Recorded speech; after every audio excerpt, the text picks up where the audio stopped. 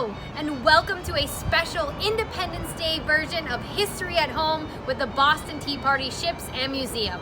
My name is Jillian, and I'm on the creative team here at the museum. The celebration of the 4th of July commemorates the signing of the Declaration of Independence in Philadelphia in 1776. This document shares the desire of official separation of the American colonies from Great Britain after years of overreaching power from their mother country. The journey to the signing of the Declaration of Independence was a long one, and Americans put everything on the line, including their own lives, to risk independence. Shortly after the Battle of Lexington and Concord occurred in Massachusetts, signaling the start of the American Revolution, the Second Continental Congress convened in Philadelphia on May 10, 1775. This group of men included representatives from the 13 colonies, including John Hancock, Benjamin Franklin, Thomas Jefferson, and John Adams. They acted as a de facto national government, creating an army and navy, appointing diplomats, determining war strategy, and writing treatises. The Lee Resolution, also known as the Resolution for Independence, was signed on July 2, 1776. It resolved that the 13 colonies were free and independent states. The more formal document that was signed and approved 2 days later, on July 4, 1776, is what we know as the Declaration of Independence. Had a Declaration of Independence been made 7 months ago, it would have been attended with many great and glorious effects. But on the other hand, the delay of this declaration to this time has had many great advantages attending it. The hopes of reconciliation, which were fondly entertained by multitudes of honest and well-meaning, though weak and mistaken people, have been gradually and at last totally extinguished.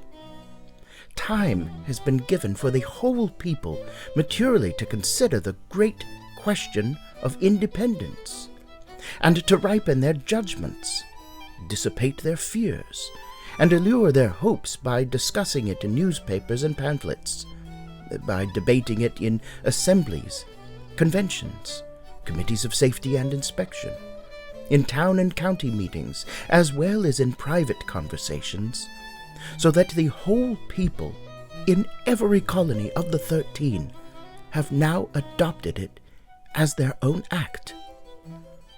This will cement the Union and avoid those heats and perhaps convulsions which might have been occasioned by such a declaration 6 months ago. But the day is past. The 2nd day of July, 1776, will be the most memorable epoch in the history of America.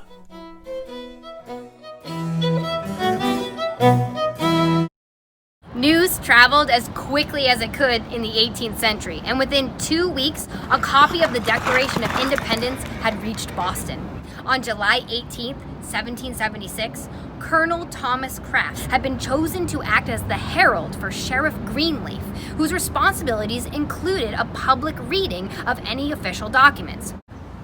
Mr. Greenleaf was apparently weak of voice and requested that Colonel Craft join him to read the document from the balcony of what was now known as the Townhouse on King Street.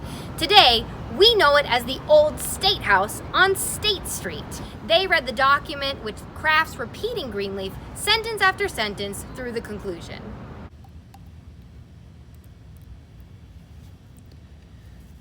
After hearing a very good sermon, I went with the multitude into King Street to hear the Proclamation for Independence read and proclaimed, and all the inhabitants assembled there.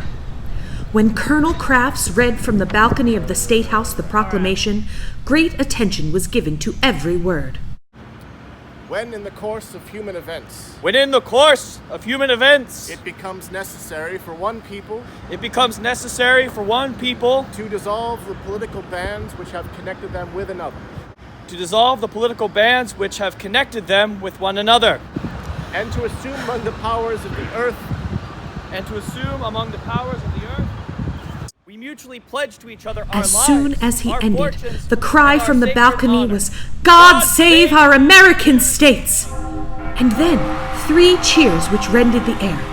The bells rang, the privateers fired in the harbor along with the forts and batteries.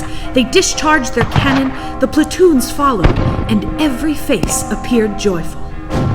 Thus ends royal authority in this state.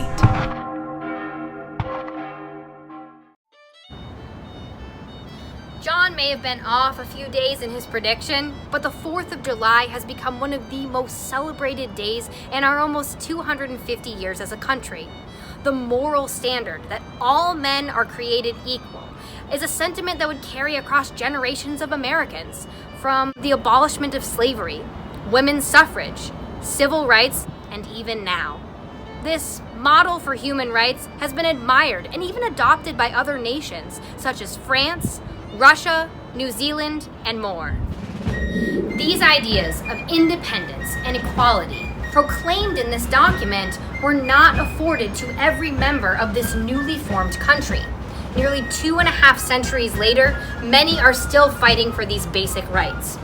As we move through these uncertain times, we look to the past in order to learn from our mistakes and build a better future.